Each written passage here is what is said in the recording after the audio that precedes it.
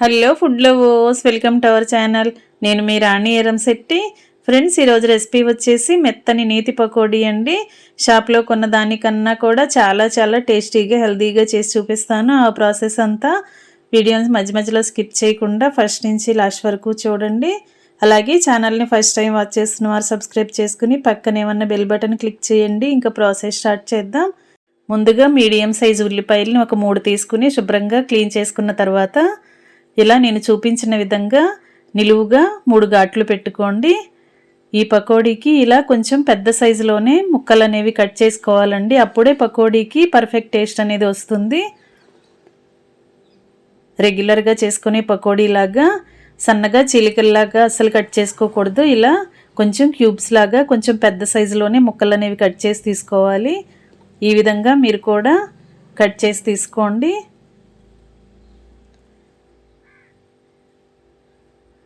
ఇలా కొంచెం పెద్ద సైజులోనే కట్ చేసి తీసుకోండి. మిగిలిన వాటిని కూడా అన్నీ కూడా ఇదే సైజులో కట్ చేసుకుని తీసుకోండి. ఒక్కొక్క ఉల్లిపాయ బద్దని కూడా 3 ఘాట్లు పెట్టుకుని అడ్డంగా 3 సార్లు కట్ చేసుకున్నట్లయితే ఈ సైజులో ముక్కలు అనేవి వస్తాయండి. ఇప్పుడు మనం తీసుకున్న క్వాంటిటీకి ఎన్ని ముక్కలు వచ్చాయో చూద్దాం. 3 మీడియం సైజు ఉల్లిపాయలని కట్ చేసి తీసుకున్నాం కదా, అవన్నీ కూడా ఇలా ఒక బౌల్ నిండా వచ్చాయండి. ఇలా మనం ఉల్లిపాయ ముక్కల్ని కొలుచుకుని తీసుకున్నట్లయితే శనగపిండి కూడా సేమ్ అదే క్వాంటిటీలో తీసుకుంటాం. అప్పుడు పకోడీ అనేది పర్ఫెక్ట్ టేస్ట్తో వస్తుంది. ఇలా కట్ చేసి పెట్టుకున్న ముక్కలన్నీ కూడా ఒక బౌల్లోకి వేసుకున్నాం కదా. ఇప్పుడు ఒక 1/2 టేబుల్ స్పూన్ సాల్ట్ వేసుకుని ఒక 1/2 టేబుల్ స్పూన్ జీలకర్ర వేసుకోండి. ఇప్పుడు సాల్టు జీలకర్ర అంతా కూడా ఉల్లిపాయ ముక్కలకి బాగా పట్టించండి. చేత్తోనే మనం ముక్కల్ని గట్టిగా పిసుకుతున్నట్లుగా కలిపినట్లయితే సాల్ట్ అంతా కూడా ఉల్లిపాయకి బాగా పడుతూ ఉల్లిపాయ నుంచి నీరు అనేది వస్తుంది. అంతవరకు కలపండి. అంతేకాకుండా ముక్కలు అనేవి విడివిడిగా కూడా వస్తాయి. ఉల్లిపాయ ముక్కల్ని కూడా విడివిడిగా చేసుకుంటూ కలపండి. ఇప్పుడు ఒక బౌల్ నిండా ఉల్లిపాయ ముక్కలు తీసుకున్నాం కదా, అదే బౌల్ నిండా శనగపిండి తీసుకుని వేసుకోండి. అలాగే సన్నగా తరిగిన పచ్చిమిర్చి ముక్కలు కొన్ని వేసుకుని కొంచెంగా వాము వేసుకోండి. అలాగే సన్నగా తరిగిన అల్లం ముక్కలు కూడా 2-3 టేబుల్ స్పూన్లు వేసుకోండి. అలాగే కరివేపాకు కూడా వేసుకుని మీకు నచ్చితే కొత్తిమీర కూడా సన్నగా తరిగి వేసుకోండి. అలాగే 1 టీ స్పూన్ వంట సోడా కూడా వేసుకుని ఒక 1/2 టీ స్పూన్ పసుపు వేసుకోండి. ఇప్పుడు మనం వేసిన ఇంగ్రీడియంట్స్ అన్నీ కూడా ఉల్లిపాయ ముక్కల్లో ఉన్న వాటర్తోనే బాగా కలుపుదాం. ముందుగా వాటర్ అనేవి అస్సలు యాడ్ చేయకూడదండి. ఆనియన్స్లో ఉన్న వాటర్తోనే ఆ తేమతోనే పిండి చాలా వరకు కలిసిపోతుంది. తర్వాత కొంచెం కొంచెంగా వాటర్ పోసుకుంటూ ఇలా పిండిని మనం రెగ్యులర్గా వేసుకునే పిండిలాగా కన్నా ఇంకా కొంచెం జారుగానే కలపండి. ఈ విధంగా కలుపుకోండి. మరీ ఎక్కువగా జారుగా కలపొద్దండి. ఆయిల్ అనేది ఎక్కువగా పీల్చేసుకుంటే మీడియంగా కలుపుకోండి. మరి గట్టిగా కాకుండా జారుగా కాకుండా మీడియంగా కలుపుకోండి. ఈ విధంగా బాగా కలిపి పెట్టుకున్నాం కదా.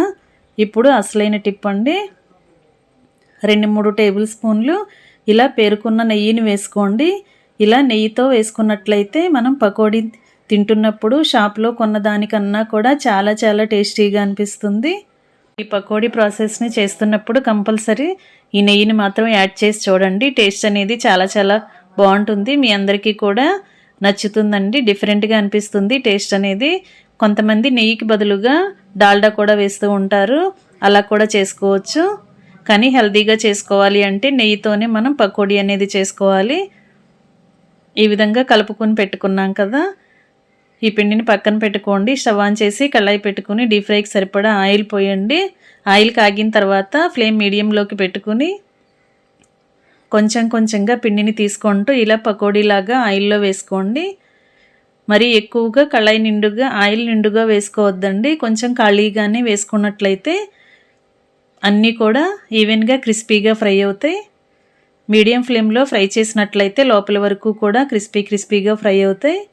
అప్పుడే మనం పకోడీ తింటున్నప్పుడు టేస్టీగా అనిపిస్తాయి. ఈ విధంగా బాగా ఫ్రై అయిన తర్వాత ఆయిల్ నుండి తీసేసుకోండి. ఇదే విధంగా మిగిలిన పిండిని కూడా ఇదే విధంగా పకోడీలాగా వేసుకోండి. ఫ్రెండ్స్, ఛానల్ని ఫస్ట్ టైం వాచ్ చేస్తున్న వారు సబ్స్క్రైబ్ చేసుకుని పక్కనే ఉన్న బెల్ బటన్ క్లిక్ చేయటం మాత్రం మర్చిపోకండి. ఇలా కొంచెం కొంచెంగా పిండిని తీసుకుంటూ ఆయిల్కి పట్టినన్ని వేసుకోండి. ఇంకా మొత్తం కంప్లీట్ అయిన తర్వాత స్టవ్ ఆఫ్ చేసుకుని వేడివేడి పకోడీని మెత్తని నెయ్యి పకోడీని సర్వింగ్ ప్లేట్లోకి తీసుకుని ఫ్యామిలీకి సర్వ్ చేసుకోవటమే. మనం షాప్లో కొని తెచ్చుకుని పిల్లలకి పెట్టే కన్నా ఇంట్లోనే హెల్తీగా ఇలా మెత్తని నేతి పకోడీని చేసి పెట్టండి. చాలా టేస్టీగా ఉంటుంది. ఈవినింగ్ టైంలో, టీ టైంలో ఈ స్నాక్స్గా ఇవి చేసి పెట్టండి. మీరు కూడా ఒకసారి కుక్ చేసి టేస్ట్ చేసి మీకు ఎలా వచ్చాయో నాతో కామెంట్ సెక్షన్లో షేర్ చేసుకోండి. మీ అభిప్రాయాన్ని షేర్ చేసుకోండి. వీడియో నచ్చినట్లయితే లైక్ చేయండి. ఛానల్ని సబ్స్క్రైబ్ చేసుకుని పక్కనే ఉన్న బెల్ బటన్ని క్లిక్ చేయటం మాత్రం మర్చిపోకండి. మరొక రెసిపీతో మళ్ళీ కలుద్దాం. Thanks for watching. నేను మీ రాణి ఎర్రంశెట్టి.